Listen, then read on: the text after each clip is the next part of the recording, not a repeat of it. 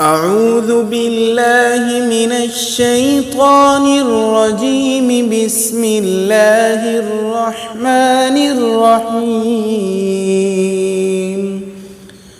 والتين والزيتون وطور سينين وهذا البلد الأمين. لقد خلقنا الإنسان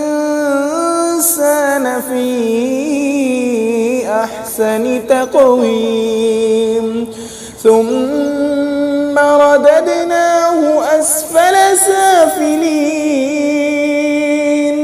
إلا الذين آمنوا وعملوا الصالحات فلهم أجر غير ممنون. فما يكذبك بعد بالدين؟ أليس الله بأحكم الحاكمين؟